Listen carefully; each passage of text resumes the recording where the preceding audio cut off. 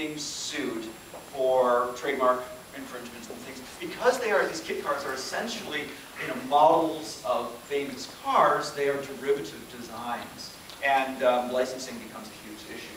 The problem was not the car. The problem was the appearance of the car. The problem was the intellectual property in its exterior. So the bit they decided to open source was the exterior. So this here is the challenge was to a design community to design a cool rally car, an off-road rally car. And one of the suggestions was that you sort of take inspiration from a non-car, in this case the P-51 Mustang. And so a team of several hundred car geeks, for lack of a better word, with a very good collaboration system, sort of went to work. And the winning design was this one. When I say winning design, of course, this is sort of a overall design, but within the design there are many little designs. This bit, and this bit, and this bit, and that curve, and this dimension, and this. And so what happened is that when they got the sort of the winning design, then everybody went to work. Rather than sort of say, oh, well, I lost, I'm through, they sort of said, okay, what's the next bit that needs my help? I didn't win the overall car design, but my design can win for the rear view mirror, the exhaust pipe, etc. So people kept having something to do. Now, who are these people? It turns out that most car designers today come from a place called the Art Center in Pasadena, which is kind of a university that teaches industrial design. For every 100 people that graduate from the Art Center in car design, only 20 get a job in the car industry.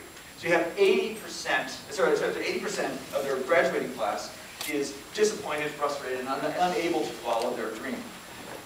So they went off to do industrial design, something else, chairs or coffee tables. But they still love cars. They still have the skills, they still have the desire. And by day, they're designing coffee tables. By night, they're on this site designing cars because we have latent energy out there. We have cognitive surplus. We have skills that are not being tapped by people's day jobs. And these people were delighted to be able to follow the dream of designing a car.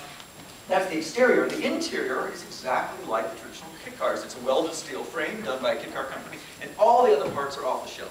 The engine comes from BMW, the transmission, and also BMW. You've got, and I think this comes, I think the rear view mirror actually comes from a Corolla. Every other bit can be bought off the shelf. And you don't know this, but it's true for many industries that the components, that the diversification of the supply chain means that these parts makers are not just selling to the big companies, they're also willing to sell to the secondary markets, the repair markets, and the amateur markets. The pricing may not be the same, but you have access to all the parts you need. So that's cars for you. That's the application of this model. And now they're going to start selling these next month. It's quite a cool model from a regulatory procedure. I know that we have some legal things coming up, but there are advantages to making cars this way. One of the advantages is that you have regulatory loopholes. There's something called so in an aircraft, there is a class of aircraft that follow kind of an experimental aircraft exemption that the FAA created, that if you make your own aircraft, 51% of it is created yourself, you don't have to go through the same testing and certification procedure. So it turns out to be the same thing. Well, they think, it's a little fuzzy, it's not been fully tested, of course, but the interpretation of the DOT rules is that if you make 51% of your car, it doesn't have to be crash tested. Now, the engines are already EPA tested. They're 50-state legal. So the kind of the environmental stuff was clear at the component side, but the overall car doesn't have to go through this extraordinary DOT regulatory process. Now, the corollary is that if you made 51% of your car, you are an informed consumer. You are taking risks with full understanding of those risks, and the same applies to things like liability, the guarantees, etc. That if something doesn't work, you're not going to be able to bring it to your local garage and have them fix it. That said, because you built it yourself in a special build center in Phoenix, where you spent a 3-day weekend doing this thing, you get a flight suit and a toolbox. You can take the toolbox home, and I'm sure I'll place it. You drive the car off the lot after you made it, and you take the toolbox with you. You are now empowered to fix it yourself. So when something goes wrong, you have to go to the garage and say, it's making a funny noise.